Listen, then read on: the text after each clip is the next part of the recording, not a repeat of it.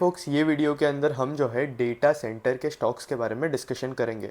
अगर आप इंडिया के अंदर डेटा सेंटर देखोगे तो बहुत ज़्यादा ग्रोइंग मार्केट है। अगर हम 2025 से 2030 का डेटा देखें तो 2025 में डेटा सेंटर्स की जो कैपेसिटी है वो 3.31 किलो मेगावाट है, जो कि 2030 तक अगर आप देखोगे तो मोर देन डबल हो जाएगी आराम से। लाइक 6.69 किलो मेगावाट के आसपास जो है ये कैपेसिटी आराम से चल जाएगी। इंडिया के अंदर अगर आप देखोगे तो सबसे बड़ी बड़ी कंपनीज जैसे कि माइक्रोसॉफ्ट जैसी कंपनीज जो है $3 बिलियन का जो है केपेक्स करने वाली है, इंडिया के अंदर इन्वेस्ट करने वाली है आपके डेटा सेंटर्स के अंदर, एआई के अंदर और क्लाउड इंफ्रास्ट्रक्चर के अंदर। इसके साथ साथ बाकी कंपनीज अगर आप देखोगे तो अदानी जैसी कंपनीज भी जो है वो $1.5 बिलियन इन्वेस्ट करने वाली है अगले 3 सालों के अंदर, जिसके अंदर अगर आप देखोगे तो इनका एनुअल कैपेक्स जो है वो $500 मिलियन के आसपास होगा। और ये लोग कुछ 9 डेटा सेंटर्स ओपन करने वाले हैं, जिसकी कैपेसिटी अगर आप देखोगे तो 1 गीगावाट के आसपास चल जाएगी 2030 तक। इसके साथ साथ सेफीटेक भी जो है कुछ 9,000 करोड़ के आसपास इन्वेस्ट करने वाला है अगले 5 से 6 साल के अंदर डेटा सेंटर्स के अंदर। और अगर आप बाकी कंपनीज देखोगे तो बहुत अच्छा खासा केपेक्स चल रहा है। और अगर आप बड़े प्लेयर्स को देखोगे तो गूगल जैसे बड़े प्लेयर्स है, या फिर आपका जो है अमेज़ॉन जैसे बड़े प्लेयर्स है, माइक्रोसॉफ्ट जैसे बड़े प्लेयर्स है, वो सारे प्लेयर्स जो है इंडिया के अंदर आ रहे हैं। उनके डेटा सेंटर कैपेसिटी जो है वो इंडिया के अंदर खोलेंगे, डेटा सेंटर के लिए अच्छा खासा केपेक्स करेंगे। क्योंकि अगर आप देखोगे तो इंडिया जो है बहुत ज़्यादा ग्रोइंग मार्केट है। अगर आप ओवरऑल पूरे वर्ल्ड का कंट्रीब्यूशन देखोगे तो इंडिया के अंदर से जो है टोटल वर्ल्ड का 20% ऑफ डेटा आता है। और उसमें से अगर आप इंडिया की डेटा की खुद की कैपेसिटी देखोगे तो सिर्फ 2% डेटा है। और इंडिया का जो भी डेटा है अगर आप देखोगे तो इंडिया के अंदर कम स्टोर होता है और बाहर जो है वो ज़्यादा स्टोर होता है। इसके साथ साथ गवर्नमेंट भी नई अपनी पॉलिसी लेकर आई है, जिसमें गवर्नमेंट ने एक पॉलिसी लेकर आई थी जिसमें गवर्नमेंट ने बताया था कि इंडिया का जो डेटा है वो इंडिया के अंदर रहेगा, इंडिया के बाहर जो है वो जाएगा नहीं। जिसके वजह से अगर आप देखोगे तो अच्छी खासी अपॉर्चुनिटी बन जाती है ये डेटा सेंटर वाले कंपनीज़ के लिए, जो कि डेटा सेंटर वाले सेगमेंट के अंदर जो है आगे जाकर काम करने वाली है। क्योंकि ऑब्वियसली अगर इंडिया का डेटा जो है हमें इंडिया के अंदर रखना है तो उसके लिए जो है हमें बहुत ज़्यादा बड़े बड़ी स्टोरेज कैपेसिटी लगेगी। और ये सब जो है डेटा सेंटर के थ्रू ही जो है पॉसिबल है। अगर आप डेटा सेंटर के अंदर देखोगे तो डेटा सेंटर के अंदर जो है बहुत सारी चीज़ें इन्वॉल्व होती है। इनके नेटवर्क कनेक्शंस होते हैं, कैमरा होते हैं, बैकअप जनरेटर होते हैं, यूपीएस सिस्टम्स होते हैं, सर्वर्स होते हैं, सर्वर रैक्स होते हैं, और फिर जो होता है वो होता है कूलिंग यूनिट्स। तो अगर आप ओवरऑल डेटा सेंटर के इसमें देखोगे तो इतना ज़्यादा केपेक्स होगा तो इसकी जो वैल्यू चेन होती है वो भी जो है बहुत ज़्यादा बेनिफिट करेगा इतने बड़े केपेक्स से। अगर आप देखते हो तो डेटा सेंटर के अंदर अगर आप कूलिंग यूनिट्स के अंदर प्लेयर देखते हो तो ब्लू स्टार और वोल्टास जैसे प्लेयर्स है। आप दूसरे क्लाउड सेगमेंट वाला देखते हो तो क्लाउड सेगमेंट के अंदर E2E और ओरायन टेक्नोलॉजीज़ की तरह प्लेयर्स है। फिर इसके साथ साथ नेटवर्क्स के अंदर अगर आप देखोगे तो तेजस नेटवर्क्स जैसे प्लेयर जो है वो लिस्टेड है। अगर आप डेटा सेंटर के मेकर्स देखोगे तो अनंत राज जैसे प्लेयर्स है, टेक्नो इलेक्ट्रिक जैसे प्लेयर्स है, एबीबी है, सिमेंस है। तो ये सारे प्लेयर्स जो है वो आपके डेटा सेंटर को मैन्युफैक्चरिंग मतलब आपका जो मेकिंग है डेटा सेंटर कैपेसिटी वगैरह बनाकर। अनंत राज बेसिकली अगर आप देखोगे तो रेंटिंग साइड ऑफ पार्ट पे ज़्यादा इन्वॉल्व है, टेक्नो इलेक्ट्रिक जो है अपने डेटा खुद रन करेगा, तो ये भी चलने वाला है। इसके साथ साथ फिर उसके बाद अगर आप केबल्स एंड वायर स्पेस के अंदर देखोगे तो ऑब्वियसली डेटा सेंटर्स के अंदर जो है केबल्स और वायर्स की रिक्वायरमेंट होती ही है। तो इसलिए अगर आप देखोगे तो डेल्टॉन केबल्स हो गया, पॉलीकैप केबल्स हो गया, केईआई केबल्स हो गया, ये सारे प्लेयर्स को भी जो है अच्छी खासी अपॉर्चुनिटी जो है हम इनके अंदर देख सकते हैं। इसके साथ साथ सारी कंपनीज़ के कॉन्फ्रेंस कॉल के अंदर मैनेजमेंट जो है डेटा सेंटर्स के ऊपर बहुत ज़्यादा स्ट्रेस कर रहा है और एक बहुत बड़ी ग्रोथ अपॉर्चुनिटी दिख रही है हर एक कंपनी को जो भी डेटा सेंटर्स के वैल्यू चेन के अंदर इन्वॉल्व है। फिर इसके साथ साथ अगर आप इंस्टॉल रैक देखोगे तो इंडिया के अंदर जो total number of install rack है वो कुछ 4,24,000 के आसपास है। और अगर आप सबसे बड़ा मार्केट प्लेयर देखोगे इंडिया के अंदर तो वो है STT GDC आज के डेट पे करंटली। तो हम जो है वैल्यू चेन के बारे में धीरे धीरे डिस्कस करना स्टार्ट कर देते हैं। तो पहले जो है हम डेटा सेंटर के मेकर्स के आसपास आते हैं। अब पहले जो है हम ये मेकर्स को डिस्कशन करेंगे मेकर्स का। तो मेकर्स के अंदर अगर आप देखोगे तो अनंत राज जो है one of the biggest player है, अच्छा खासा बड़ा प्लेयर है। अनंत राज के केस में अगर आप देखोगे तो इनकी टॉप लाइन जो है वो कुछ 54% से कॉन्स्टेंटली ग्रो कर रही है, 54% से। तो ग्रोथ रेट अनंत राज के अंदर इंटरेस्टिंग है। वैल्यूएशन वाइज अगर आप देखोगे तो 87 के ट्रेलिंग 12 मंथ्स के पीई पे जो है कंपनी ट्रेड कर रही है। और अगर आप प्रॉफिटेबिलिटी ग्रोथ देखोगे तो बॉस इनके अंदर जो है वो प्रॉफिटेबिलिटी ग्रोथ भी जो है हमें अच्छी देखने मिल रही है। आई थिंक इस कंपनी को अगर आप देखोगे तो जहाँ ये कंपनी 50% से ग्रो कर रही है, ये कंपनी आराम से ऑपरेटिंग लेवरेज जो है वो लेकर आ रही है। क्योंकि अगर आप इसका टॉप टॉप लाइन का नंबर कंपेयर करोगे और पैट का नंबर कंपेयर करोगे तो इसका पैट का जो नंबर है वो कंपैरेटिवली थोड़ा ज़्यादा है as compare to your top line का नंबर। तो इसलिए हम बोल सकते हैं कि कंपनी को जो है ऑपरेटिंग लेवरेज मिल रहा है। अब इसके साथ साथ अगर आप देखोगे तो किसी भी कंपनी को ऑपरेटिंग लेवरेज कब मिलता है, जब उसकी टॉप लाइन जो है बड़े फास्ट पेस पे ग्रो करती है, लेकिन उसके फिक्स्ड कॉस्ट अगर आप देखोगे तो फिक्स्ड ही होते हैं। टॉप लाइन कितना भी फास्ट ग्रो करे आपके फिक्स्ड कॉस्ट उस हिसाब से इंक्रीज़ नहीं होते। जैसे कि अगर आपका रेंट है तो रेंट जो है आपका फिक्स्ड कॉस्ट है तो वो फिक्स्ड ही होगा। तो इसलिए अगर आप देख सकते हो तो सारी कंपनीज़ को जो है ये रीज़न की वजह से ऑपरेटिंग लेवरेज मिलता है। फिर इसके साथ साथ अगर हम अनंत राज की बात करें तो अनंत राज जो है आपके रियल इस्टेट वाले सेगमेंट के अंदर भी काम करता है। और ये कंपनी अगर आप बेसिक लेवल पे देखोगे तो पहले जो है ये एक रियल इस्टेट कंपनी थी। इनका मैक्सिमम प्रेजेंस आपके जो दिल्ली एनसीआर वाला साइड है वो साइड पे जो है इनका बहुत बड़ा प्रेजेंस है, जहाँ ये लोग कमर्शियल के अंदर काम करते हैं, कमर्शियल रियल इस्टेट के अंदर, रिटेल रियल इस्टेट के अंदर और होटल वाले रियल इस्टेट के अंदर भी काम करते हैं। इसके साथ साथ अगर आप रेजिडेंशियल के अंदर देखोगे तो ये लोग ग्रुप हाउसिंग के अंदर काम करते हैं, विलास के अंदर काम करते हैं और फिर इसके साथ साथ अफोर्डेबल हाउसिंग वाले जो प्रोजेक्ट्स हैं उनके अंदर भी जो है ये लोग काम करते हैं। ओवरऑल अगर आप ग्रोथ रेट देखोगे तो हमें अच्छा खासा ग्रोथ रेट देखने मिल रहा है अनंत राज के टॉप लाइन और आपके पैट के अंदर। और फिर इसके साथ साथ ये लोग जो है डेटा सेंटर्स के ऊपर बहुत ज़्यादा फोकस कर रहे हैं। अब अनंत राज जैसे जो प्लेयर्स होते हैं ये लोग डेटा सेंटर्स के ऊपर फोकस क्यों कर रहे हैं being a real estate player, क्योंकि डेटा सेंटर्स के अंदर अनंत राज को अगर आप देखोगे तो अच्छी खासी अपॉर्चुनिटी देखने मिल रही है। इसके साथ साथ अगर आप देखोगे तो अनंत राज के केस में और अगर आप बाकी दूसरे प्लेयर्स को कंपेयर करोगे तो अनंत राज जैसे जो प्लेयर्स होते हैं उनका डेटा सेंटर बनाने का जो कॉस्ट होता है वो बहुत ज़्यादा कम होता है। क्योंकि अगर आपको कहीं भी डेटा सेंटर बनाना है तो one of the biggest cost जो आपका होता है वो होता है लैंड।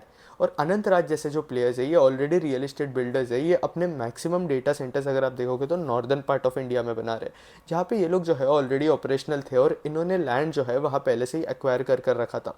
तो इसके वजह से अगर आप नॉर्मल प्लेयर से कंपेयर करोगे और अनंत राज को कंपेयर करोगे तो ऑब्वियसली अनंत राज का जो डेटा सेंटर बनाने का कॉस्ट है वो बहुत ज़्यादा कम है, क्योंकि लैंड इनके पास ऑलरेडी था। इन्हें सिर्फ अपनी जो फैसिलिटी है वो ऑपरेशनलाइज करनी है। तो इसलिए अनंत राज के जो मार्जिन है डेटा सेंटर्स के अंदर बड़े इंटरेस्टिंग हो गए। फिर इसके साथ साथ अगर हम कैपेसिटी एडिशन की बात करें तो डेटा सेंटर ओवरऑल जो है बहुत बड़ी अपॉर्चुनिटी है। अगर हम इंटरनेट पेनिट्रेशन देखें तो इंटरनेट पेनिट्रेशन 79% हो जाएगा 2027 तक। फिर इसके साथ आपका स्मार्टफोन पेनिट्रेशन भी इंक्रीज़ होते जा रहा है, ओटीटी का पेनिट्रेशन भी इंक्रीज़ होते जा रहा है, सोशल मीडिया का शेयर भी इंक्रीज़ होते जा रहा है। और ओवरऑल इंडिया के अंदर अगर आप देखोगे तो इंटरनेट भी बहुत फास्ट तरीके से पेनिट्रेट हो रहा है। 5G के ऊपर केपेक्स किया जा रहा है, आपका 4G के ऊपर केपेक्स किया जा रहा है। इसके साथ साथ बाकी जो सर्विसेज है data related, cloud related service, उनके ऊपर केपेक्स किया जा रहा है, जिसके वजह से अगर आप देखोगे तो इंडिया के अंदर ये इंटरनेट, स्मार्टफोन, ओटीटी और सोशल मीडिया का जो पेनिट्रेशन है वो कॉन्स्टेंटली इंक्रीज़ होते जा रहा है। तो डेटा की जो रिक्वायरमेंट है वो धीरे धीरे और ज़्यादा इंक्रीज़ होते जा रही है। इससे ज़्यादा एक और चीज़ है कि इंडिया की जो पॉपुलेशन है वो बहुत ज़्यादा है। तो इतना ज़्यादा पॉपुलेशन का भी डेटा जो है वो कंट्री के अंदर ही मेंटेन करना चाहिए। ऑब्वियसली ये डेटा जो है वो बाहर मेंटेन नहीं कर सकते। गवर्नमेंट भी जो है इंडिया के डेटा प्राइवेसी के ऊपर जो है बहुत ज़्यादा फोकस करके चल रहा है। तो इसलिए अगर आप देखोगे तो डेटा सेंटर्स को इंडिया के अंदर जो है वो अच्छी खासी अपॉर्चुनिटी देखने मिल रही है। और अगर आप टॉप 5 कंपनीज देखोगे ऑपरेटर्स तो उनका मार्केट शेयर जो है वो भी धीरे धीरे रिड्यूस होते जाएगा, क्योंकि डेटा सेंटर्स के लिए अगर आप देखोगे तो बाकी छोटे छोटे प्लेयर्स हैं उनका भी इरप्शन जो है वो स्टार्ट हो चुका है। फिर उसके बाद मैं बात करूँ तो जो टॉप प्लेयर्स है उनका कैपेसिटी अगर आप देखोगे तो 54% के आसपास जो है, नहीं आई थिंक करंटली जो है ये लोग 77% के आसपास थे। और फिर अगर आप 2023 का कोलो कैपेसिटी देखोगे तो वो जो है 54% के आसपास था इन मुंबई। फिर चेन्नई के अंदर अगर आप देखोगे तो 15% के आसपास, दिल्ली के अंदर 11% के आसपास है, बेंगलोर के अंदर 10% के आसपास है। जो कि आगे जाकर अगर आप देखोगे तो मुंबई के अंदर कैपेसिटी जो है सबसे ज़्यादा ही होगा। फिर बाकी सबका कैपेसिटी अगर आप देखोगे तो 2024 और 2028 के बीच में चेन्नई, दिल्ली जो है वहाँ 11% के आसपास आ जाएगा। और आपके जो बाकी प्लेयर्स है हैदराबाद और कोलकाता, वहाँ का जो कैपेसिटी है वो इंक्रीज़ होने वाला है आगे चल कर जाकर। कोलकाता और हैदराबाद जैसे प्लेसेस के अंदर देखोगे तो टेक्नो इलेक्ट्रिक जैसी कंपनीज है जिसके बारे में हम आगे जाकर डिस्कशन करेंगे, तो वो भी अच्छा खासा केपेक्स कर रही है। फिर इसके साथ साथ अनंत राज ने जो है रियलटेल के साथ भी टाइप कर रखा था फॉर देयर क्लाउड सर्विसेज।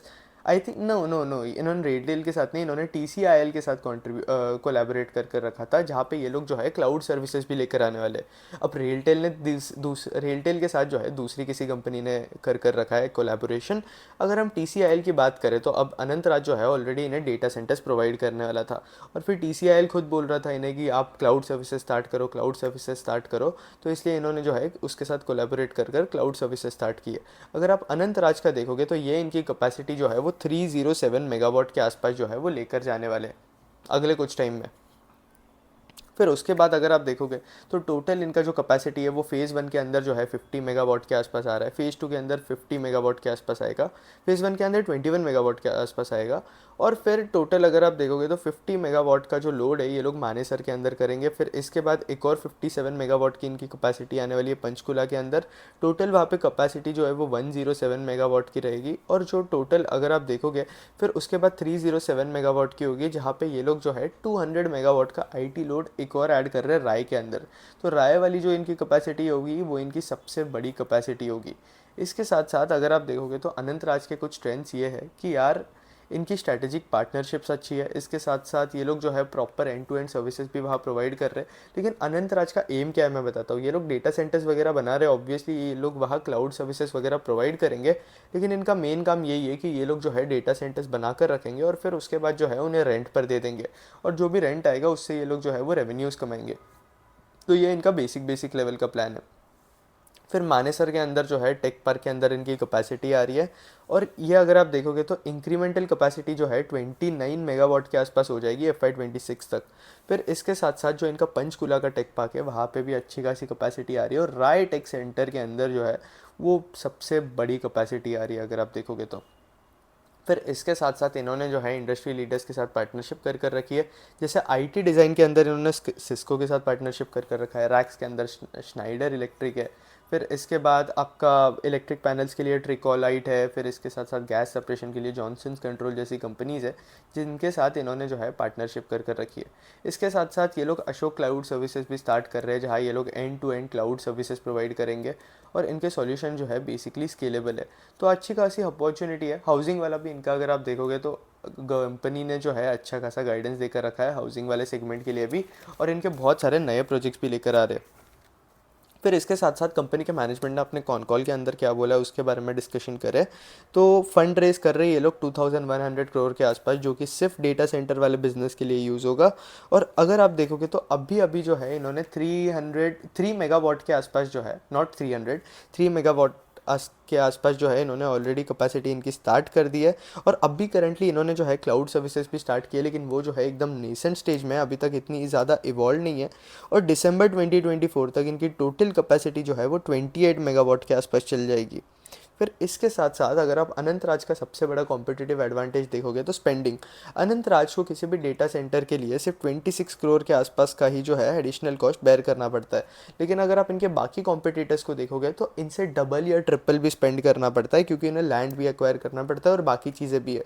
तो उस केस में अगर आप देखोगे तो कंस्ट्रक्शन के अंदर जो है अनंतराज का कॉम्पिटिटिव एडवांटेज है। फिर इसके साथ साथ कंपनी ने गाइडेंस दिया है कि डेटा सेंटर से जो है अच्छी खासी इन्हें रेंटल इनकम देखने मिल सकती है। और अभी जो है FY25 में इनकी जो है टोटल 63 मेगावाट के आसपास कैपेसिटी आ रही है, जिसमें से 14 मेगावाट का जो है क्लाउड सर्विसेज के लिए रहेगा, जो कि अशोक क्लाउड को एलोकेट किया जाएगा। और फिर उसके बाद अगर हम देखें तो किसी भी अगर 1 मेगावाट का अगर आपका डेटा सेंटर है, और उस डेटा सेंटर के लिए अगर आप केपेक्स देखोगे तो बहुत ज़्यादा केपेक्स लगता है, बट अगर इनका क्लाउड वाला केपेक्स देखें तो किसी भी 1 मेगावाट का क्लाउड वाले केपेक्स के लिए इन्हें जो है 100 करोड़ के आसपास का जो है वो कॉस्टिंग आता है। फिर इसके साथ साथ अगर आप देखोगे तो इन्होंने जो है ऑरेंज के साथ पार्टनरशिप कर कर रखी है फॉर देयर क्लाउड सर्विसेज। और Q2 के अंदर अगर आप डेटा सेंटर से रेवेन्यूज़ देखोगे तो 8 करोड़ के आसपास आ रहे करंटली। मतलब अगर मैं इनके Q2 के नंबर्स कंपेयर करूँ तो बॉस 1.5% के आसपास जो है टोटल टॉप लाइन को कंट्रीब्यूट कर रहा है ये डेटा सेंटर्स। फिर उसके बाद मैं बात करूँ तो ये 1 मेगावाट अगर अगर आप देखोगे बेसिकली तो 1 मेगावाट से 150 करोड़ के आसपास का टॉप लाइन के अंदर पोटेंशियल है। तो कॉस्ट बेसिकली 100 है, आपका पोटेंशियल जो है वो 150 करोड़ के आसपास है। और इसके साथ साथ जो डेटा सेंटर रन करने के जो डे टू डे कॉस्ट लगेंगे वो 24 करोड़ के आसपास के रहेंगे। तो अगर आप कैलकुलेट करोगे तो इस ये आराम से एबिटा कुछ आई थिंक ये 50 करोर्स हो गया, और फिर यहाँ से अगर हम 24 माइनस करें तो आराम से 26 करोर का जो एबिटा है वो जनरेट कर पाएंगे। और डेटा सेंटर्स के अंदर अगर आप अनंतराज के मार्जिन्स देखोगे तो बहुत ज़्यादा हेल्दी मार्जिन्स हो गए। डिमांड की कोई इशू नहीं देखने मिल रही है कंपनी को, डिमांड बहुत ज़्यादा हेल्दी है अगर आप देखोगे तो, और अगले 3 से 4 साल के लिए डिमांड जो है वो मेंटेन रहेगी, तो ये एक पॉजिटिव बात है। अब अनंतराज जो है इंटरेस्टिंग प्लेयर है डेटा सेंटर्स के अंदर, बस हमें ये देखना है कि डेटा सेंटर्स जो है किस तरीके से इनके रेवेन्यूज़ को कंट्रीब्यूट कर रहे हैं, तो ये बड़ी इंटरेस्टिंग चीज़ हो जाएगी जो कि हमें ट्रैक करनी है। फिर उसके बाद अगर मैं देखूँ तो टेक्नो इलेक्ट्रिक की बात करते हैं। टेक्नो इलेक्ट्रिक जो है दूसरी कंपनी है जो कि वही यही वाले सेगमेंट के अंदर काम कर रही है, लेकिन अगर आप टेक्नो इलेक्ट्रिक को देखोगे तो इनका जो है ट्रांसमिशन वाला भी बिजनेस है। जिस तरीके से आप अनंतराज का देखोगे तो इनका अनंतराज का जो सेकंड बिजनेस था वो रियल इस्टेट वाला बिजनेस है, तो टेक्नो का उस तरीके से अगर आप देखोगे तो ये दोनों आपके जो मेन सेगमेंट है, सबसे ज़्यादा growing segment transmission segment, power generation segment और आपका डेटा सेंटर वाले सेगमेंट के अंदर जो है ये लोग काम करती है। सेक्टर वाइज देखोगे तो ट्रांसमिशन एंड डिस्ट्रीब्यूशन के अंदर ये लोग जो है एक्स्ट्रा हाई वोल्टेज सबस्टेशंस बनाते हैं, इसके साथ साथ एडवांस मीटरिंग इंफ्रा भी बनाते हैं, और फिर ये लोग जो है सेटकॉम इंस्टॉलेशन भी करते हैं अप टू 300 MVAR।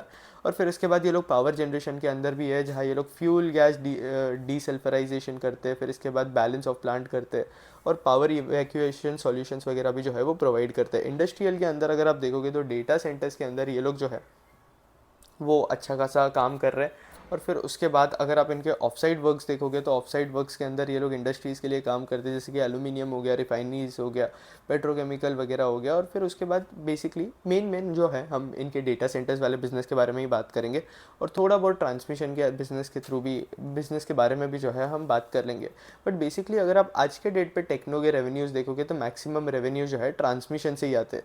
अगर आप इनकी रिलेशनशिप देखोगे तो बॉस इनके रिलेशनशिप अच्छे खासे क्लाइंट्स जो है इनके पास एडेड है। अगर आप डोमेस्टिक क्लाइंट्स इनके देखोगे तो पावर ग्रिड जैसे प्लेयर्स है, अदानी, स्टरलाइट पावर, एनटीपीसी, फिर इसके साथ साथ हिंदाल्को, एनएनपीसीओ, और फिर उसके बाद अगर आप देखोगे तो आरईसी एडेड है इनके पास। तो ये अच्छे खासे क्लाइंट जो है इनके पास अवेलेबल है। अगर मैं टेक्नो के ग्रोथ की बात करूँ तो टेक्नो जो है आराम से अपनी टॉपलाइन जो है पिछले कुछ क्वार्टर से ओवर 40-50% के आसपास ग्रो कर रहा था।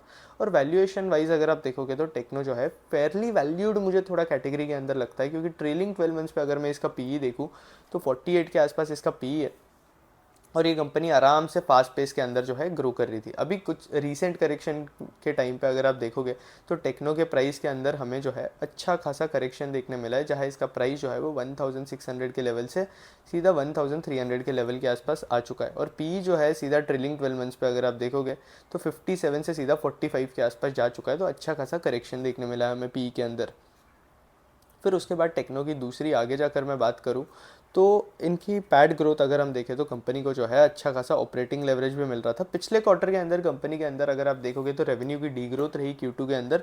उसके पीछे भी रीज़न है यार कि अगर आप देखोगे तो टेक्नो जो है ईपीसी बिजनेस के अंदर है, और ईपीसी बिजनेस के अंदर लैंड पार्सल्स का जो है बहुत बड़ा रिस्क होता है। अगर आप कोई भी बड़ा प्रोजेक्ट कर रहे हो और आपको वो प्रोजेक्ट करने के लिए हम मान लेते हैं कि लैंड नहीं मिलता है, तो ऑब्वियसली अगर आपको लैंड नहीं मिलता है तो आप वो प्रोजेक्ट नहीं कर पाओगे, प्रोजेक्ट नहीं कर रहे हो तो रेवेन्यूज रिकॉग्नाइज नहीं कर पाओगे। कई बार होता है कि बड़े बड़े कंपनीज़ के जो लैंड पार्सल्स होते हैं वो अटक जाते हैं किसी भी रीज़न से, या कोई रीज़न से आपको जो है वहाँ प्रोजेक्ट करना पॉसिबल नहीं होता है। आपके ऑर्डर बुक में ऑर्डर पड़ा है लेकिन आप प्रोजेक्ट नहीं कर रहे हो, तो इसके वजह से इनकी टॉप लाइन जो है बहुत ज़्यादा नेगेटिवली इफेक्ट हुई है अगर आप देखोगे तो। और इसके साथ साथ अगर आप देखोगे तो ईपीसी कंपनी के अंदर ये वाला जो रिस्क होता है ये बहुत ज़्यादा बड़ा रिस्क होता है। इसके साथ साथ आई थिंक ईपीसी कंपनीज़ के बारे में मैंने ऑलरेडी कवर करा हुआ है, ये रिस्क मैंने ऑलरेडी बताया था ट्रांसमिशन सेक्टर की कंपनीज जब हमने डिस्कस की थी तब। और एक और कंपनी के अंदर ये प्रॉब्लम है, मुझे एग्जैक्ट वो कंपनी का नाम नहीं याद आ रहा है अभी, बट उसमें भी ये प्रॉब्लम हुआ था। तो ये एक रिस्क होता है ईपीसी कंपनी के साथ। बट ओवरऑल अगर आप डिमांड सिनेरियो देखोगे तो सारी कंपनी जो कि ट्रांसमिशन सेगमेंट के अंदर काम कर रही है और आपका पावर डिस्ट्रीब्यूशन सेगमेंट के अंदर काम कर रही है, उनके अंदर अच्छी खासी ग्रोथ हमें देखने मिल रही है। इसके साथ साथ अगर आप टेक्नो के मार्जिन देखोगे तो मार्जिन के अंदर भी जो है पिछले 3 क्वार्टर को अगर मैं कंपेयर करूँ तो इम्प्रूवमेंट देखने मिला है हमें। और ओवरऑल अगर आप देखोगे तो टेक्नो के मार्जिन जो है कंपैरेटिवली पहले से थोड़े इंप्रूव हुए। फिर इसके साथ साथ इनके पास जो है कैश बैलेंस भी अच्छा खासा डिसेंट लेवल पे अवेलेबल है। और अगर मैं इनकी ऑर्डर बुक देखूँ तो इनकी जो जनरेशन की ऑर्डर बुक है वो सबसे ज़्यादा है करंटली। फिर उसके बाद जो है ट्रांसमिशन है, तो ट्रांसमिशन का जो है आई थिंक 53,000 मिलियन के आसपास है, जो कि एक्चुअली सबसे ज़्यादा है ईपीसी वाला सेगमेंट। डेटा सेंटर का अगर आप देखोगे तो डेटा सेंटर की इनके पास इतनी बड़ी ऑर्डर बुक पड़ी हुई नहीं है। डिस्ट्रीब्यूशन के अंदर भी इनके पास अच्छी खासी ऑर्डर बुक पड़ी हुई है। और फिर इनका जो थर्ड नंबर पे जनरेशन आता है, और फिर जो है आपका डेटा सेंटर आता है। फिर उसके बाद अगर आप देखोगे तो ये लोग सबस्टेशंस वगैरह भी बनाते हैं। और पावर सेक्टर के अंदर अगर आप देखोगे तो ये कितने ज़्यादा सबस्टेशंस, मतलब आप यहाँ देख सकते हो कि सबस्टेशंस जो है इनके, वो FY27 तक वहाँ अच्छा खासा ग्रोथ अपॉर्चुनिटी देखने मिल रहा है। और यहाँ भी अगर आप HVDC के अंदर देखोगे हाई वोल्टेज के अंदर, तो वहाँ पे भी जो है अच्छा खासा ग्रोथ पोटेंशियल अवेलेबल है। क्योंकि अगर आप 2022 के एंड तक देखोगे तो सिर्फ 33,500 के आसपास थे टोटल HVDC, और वो अगर आप देखोगे तो 45,500 के आसपास जा सकते हैं बाय दी 27 एंड। फिर उसके बाद वॉल्यूम की बात करूँ तो टेक्नो इलेक्ट्रिक के केस में अगर आप देखोगे तो ट्रांसमिशन जो है वो 80% के आसपास कंट्रीब्यूट करता था, और सब स्टेशन जो है वो 20% के आसपास कंट्रीब्यूट करता था। लेकिन अभी के आज के डेट पे अगर आप देखोगे तो ट्रांसमिशन लाइन जो है 60% के आसपास कंट्रीब्यूट कर रही है, और सब स्टेशन जो है वो 40% के आसपास कंट्रीब्यूट कर रही है। तो इसलिए अगर आप देख सकते हो तो इनका प्रोडक्ट्स मिक्स भी जो है वो धीरे धीरे चेंज होते जा रहा है। फिर उसके बाद मैं बात करूँ तो ये लोग जो है स्मार्ट मीटरिंग के बिजनेसेस के अंदर भी है। और गवर्नमेंट जो है आपको पता है कि इन गवर्नमेंट ने कुछ लाइक इनकी कोई स्कीम आई थी गवर्नमेंट की, जहाँ ये लोग सब जगह स्मार्ट मीटर्स लगाने वाले थे।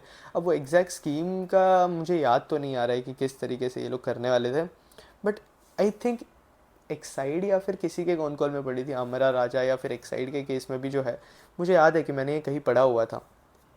फिर उसके बाद मैं बात करूँ तो डेटा सेंटर्स के केस में अगर हम बात करें तो इनकी जो टोटल एरिया है वो 15 मिलियन स्क्वायर फीट के आसपास रहेगी। और अगर आप देखोगे करंटली, इंडस्ट्री की बात कर रहा हूँ मैं कंपनी की बात नहीं कर रहा हूँ। टोटल कैपेसिटी अगर आप देखोगे तो 842 मेगावाट के आसपास है टोटल आईटी कैपेसिटी, जो कि अगर आप 2026 तक देखोगे तो डबल हो जाएगी। और अगर आप एरिया देखोगे तो वो भी जो है लगभग डबल हो जाएगी। फिर उसके बाद अगर आप डेटा सेंटर इंडस्ट्री के, मैं पहले ही जो कि आपको बता रहा था कि यार डेटा चार्जेस इंक्रीज़ हो रहे हैं, और इंडिया के केस में अगर आप देखोगे बाकी कंट्रीज से, तो डेटा के जो चार्जेस है वो बहुत ज़्यादा कम है। तो इसलिए जो है अच्छा खासा ग्रोथ अपॉर्चुनिटी अवेलेबल है इंडिया एज अ कंट्री के अंदर फॉर दी डेटा सेंटर्स। इसके साथ साथ इंडिया जो है अपने AI मिशन के अंदर भी स्पेंड कर रहा है, जिसमें गवर्नमेंट ने रिसेंटली अगर आप देखोगे तो E2E जैसी कंपनीज आई थी, या दूसरे बड़े प्लेयर्स भी आए थे वहाँ पे। तो आई थिंक कुछ 10,000 करोड़ के आसपास की गवर्नमेंट कुछ स्कीम लेकर आ रहा है, जहाँ गवर्नमेंट जो है 10,000 करोड़ स्पेंड करेगा। और इसके साथ साथ वहाँ मतलब अगर आप देखोगे ना, ये स्कूल्स के अंदर स्पेंड होगा, रिसर्च सेंटर के अंदर होगा, और ओवरऑल जो स्टार्टअप्स वगैरह है उस सेगमेंट के अंदर जो है गवर्नमेंट स्पेंड करेगा टोटल। फिर इसके साथ साथ अगर आप डेटा सेंटर कॉस्ट देखोगे तो as you compare it with other regions, India के अंदर जो डेटा सेंटर कॉस्ट है वो भी बहुत ज़्यादा कम है। इसके साथ साथ इंडिया का जो कॉमर्स मार्केट है वो भी लगभग डबल होने वाला है, और जो कि FY30 तक $350 बिलियन के आसपास चल जाएगा। और उसके बाद अगर आप देखोगे तो इंडिया के अंदर जो है पावर और फ्यूल का जो सप्लाई है वो भी प्रॉपरली सब्सिडाइज्ड है, जो कि डेटा सेंटर के अंदर यूज़ होता है। तो बॉस डेटा सेंटर इंडस्ट्री के अंदर जो बहुत ज़्यादा इंसेंटिव है, इसके साथ साथ सोशल मीडिया बढ़ रहा है, इंटरनेट पेनिट्रेशन वगैरह बढ़ रहा है, जहाँ से हमें जो है अच्छा खासा स्कोप देखने मिल रहा है। फिर उसके बाद अगर आप देखोगे तो टेक्नो इलेक्ट्रिक जो है अपने एज डेटा सेंटर जो है वो हर जगह इस्टेब्लिश कर रहा है। अगर आप देखोगे तो इन्होंने जो है कोलकाता के अंदर इस्टेब्लिश करे हुए है अपनी फैसिलिटी, फिर चेन्नई के अंदर करी हुई है। इसके साथ साथ इन्होंने जो है सेंट्रल डेटा सेंटर हब भी जो है एज लोकेशंस के लिए जो है वो बना कर रखे। कोलकाता और इनकी चेन्नई वाली जो फैसिलिटीज़ है वो इनकी मेन फैसिलिटीज़ है। तो ये लोग क्या कर कर रख रहे हैं, ये लोग हाइपर स्केल डेटा सेंटर बना रहे हैं, जो कि बड़े वाले डेटा सेंटर्स है एज अ हब एक्ट करेंगे ये लोग। और फिर उसके बाद ये लोग फर्स्ट फेज़ करेंगे 20 एज लोकेशंस का, और फिर उसके बाद जो है इनके दूसरे फेज़ आएंगे। और दूसरे फेज़ जो है कंपैरेटिवली इनके जो फर्स्ट फेज़ के डेटा सेंटर्स रहेंगे उससे कंपैरेटिवली थोड़े छोटे रहेंगे। फिर उसके बाद बात करूँ तो इनका जो चेन्नई का डेटा सेंटर है उसकी कैपेसिटी अगर आप देखोगे तो 36 मेगावाट के आसपास उसकी कैपेसिटी है। 25% ग्रीन एरिया है, और 18 मिनट उसका बैटरी एनर्जी स्टोरेज सॉल्यूशंस के आसपास का बैकअप रहेगा इनके पास। और कंसल्टेंट्स अगर आप देखोगे और इनके पार्टनर्स देखोगे तो बहुत ज़्यादा रिनोन्ड नेम है। पार्टनर्स में अगर आप देखोगे तो सैमसंग है, सीमेंस है, जिंदल है, आपका हिल्टी है, और ये सारे जो प्लेयर्स हैं इनके पार्टनर्स है। चेन्नई का जो डेटा सेंटर है अभी करंटली वर्क इन प्रोग्रेस के अंदर चल रहा है। तो और कोलकाता का जो डेटा सेंटर है अगर आप देखोगे तो वहाँ पे इन्होंने लैंड एक्वायर कर कर रखा है। साइट जो है ऑलरेडी वर्क इन प्रोग्रेस चल रही है, वहाँ पे ये लोग डेटा सेंटर सेटअप करने वाले। 15 मेगावाट का टोपोग्राफिक सर्वे वगैरह हो चुका है, बट काम जो है अब तक स्टार्ट नहीं हुआ है, वो स्टार्ट होने के लिए जो है थोड़ा टाइम लगेगा। अब एज डेटा सेंटर्स के अंदर इनके जो मार्जिन्स है वो सबसे ज़्यादा रहेंगे टेक्नो इलेक्ट्रिक के। इसके साथ साथ अगर आप देखोगे तो पहले ये लोग मॉडल डिसाइड करते हैं, फिर उसके बाद ये लोग जो है डिप्लॉयमेंट करते हैं, फिर इसके बाद ये लोग जो है लॉन्ग टर्म ऑपरेशन करेंगे। मतलब अगर आप देखोगे तो 20 ईयर्स का जो है कंसेशन पीरियड इनके पास अवेलेबल है, अप टू 5 ईयर्स। और फिर इसके बाद ये लोग जो है फेज़ रोल आउट करेंगे, और फिर उसके बाद ये लोग अगर आप देख सकते हो तो डेटा सेंटर जो है ऑपरेशनलाइज हो जाएंगे। और फिर उसके बाद मैं बात करूँ तो यार फाइबर के लिए रेलटेल जो है इन्हें प्रोवाइड करेगा बैंडविड्थ के साइड, ईडीसी साइड जो है इनका वो। और रेलटेल के जो केबल्स है अगर आप पूरे कंट्री के अंदर देखोगे, हाँ जो कंपनी में बात कर रहा था जिसके बारे में कि रेलटेल का कोलैबोरेशन हो चुका है, वो जो है हमारा टेक्नो इलेक्ट्रिक ही है। और जिसके अंदर अगर आप देखोगे तो एज और रेलटेल का जो है वो कोलैब हो चुका है। और फिर लैंड वाइज अगर आप देखोगे तो इंडियन रेलवेज जो है और रेलटेल जो है वो आपका टेक्नो इलेक्ट्रिक को लैंड असाइन करेगी फॉर देयर ईडीसी प्रोजेक्ट्स, इनके जो प्राइम लोकेशंस अवेलेबल है सिटीज़ के अंदर। इसके साथ साथ पावर जो है अगर आप देखोगे तो वो इंडियन रेलवेज़ वगैरह ही जो है वो अरेंज कर देगी। तो अच्छा खासा कोलैब हो सकता है, जिसकी वजह से इनके जो डेटा सेंटर्स है वहाँ अच्छी खासी ग्रोथ देखने मिल सकती है। फिर उसके बाद कौन कॉल इनसाइट्स की बात करते हैं टेक्नो की। तो टेक्नो के केस में अगर आप देखोगे तो इन्हें ऑपरेटिंग लेवरेज अच्छा खासा मिल रहा है। डेटा सेंटर्स का इनका ऑर्डर बुक जो है मैक्सिमम T1 और T2 सिटीज़ के अंदर है। और ओवरऑल अगर आप इनका कैपेसिटी देखोगे तो 250 मेगावाट के आसपास का कैपेसिटी चले जाएगा बाय दी FY30 तक। और फिर इसके बाद अगर आप इनके सबस्टेशन के रेवेन्यूज़ देखोगे तो वो इंक्रीज़ हो रहे हैं पहले से अगर आप देखोगे तो। और एक्स्ट्रा हाई वोल्टेज के ऊपर इनका जो है मैक्सिमम फोकस है, जिसकी वजह से अगर आप देख सकते हो तो इनके मार्जिन्स भी जो है इंप्रूव होना स्टार्ट हो चुके हैं। फिर उसके बाद गवर्नमेंट स्कीम्स की वजह से भी जो है इन्हें अच्छा खासा बेनिफिट मिल रहा है विद इन आपका स्मार्ट मीटर वाला सेगमेंट, जहाँ RDSS जैसी स्कीम्स है, फिर इसके साथ साथ IPDS है, NSGM है। ये सारी स्कीम्स की वजह से इन्हें जो है अच्छा खासा बेनिफिट मिल रहा है। फिर इनके जो नंबर ऑफ़ सबस्टेशंस है वो लगभग 3 साल के अंदर डबल हो जाएंगे। और अगर मैं बात करूँ तो इनका जो चेन्नई वाला फैसिलिटी है वो कुछ 40 मेगावाट के आसपास रहेगा, और फेज़ 1 जो है वो रेवेन्यू लाना स्टार्ट कर देगा अगले कुछ ही टाइम के अंदर। और डेटा सेंटर्स के अगर आप इनके मार्जिन्स की बात करूँ तो 70% के आसपास इनके मार्जिन्स रहेंगे इन दी डेटा सेंटर वाला सेगमेंट। कोलकाता वाला जो डेटा सेंटर है उसका कंस्ट्रक्शन जो है मिड FY25 के आसपास स्टार्ट होगा।